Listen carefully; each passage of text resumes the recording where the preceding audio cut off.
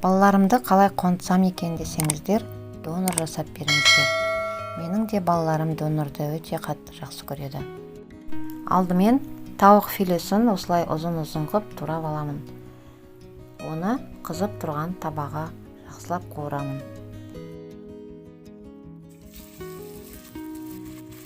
Донорымыздың тауығы дәмді болса, донорымыз де тамаша шығады.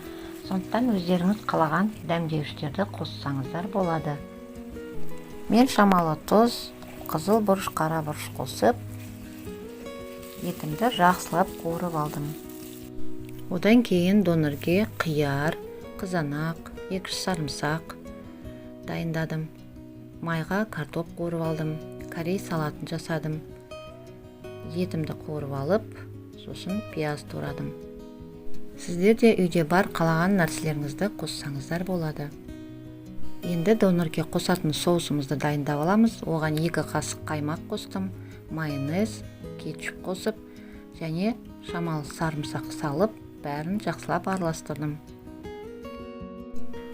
Сосын 1 қасықтай тұз салдым.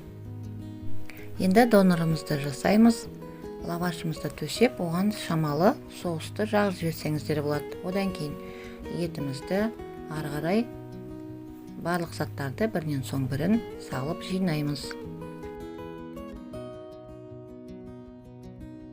Соңында қайтадан соусымызды молынан құйып, лавашымызды орап аламыз. Лавашымызды пайдаланған кезде күйген жағын ішке қаратамыз. Себебі жасап болған соң қызып тұрған табаға сыртын қыздырамыз.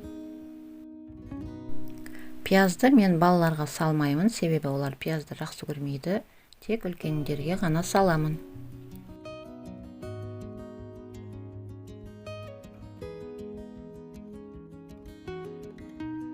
Донорымыз дайын болған кезде мен табаға шамалы май құйып жіберемін де қыздырып, донорды 2 жағынан қуырмалап аламын.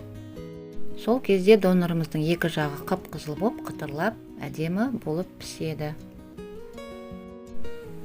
Барлықтарыңызға ас болсын. Видеомыз ұнаса, лайк қойып, тіркеліп кетіңіздер.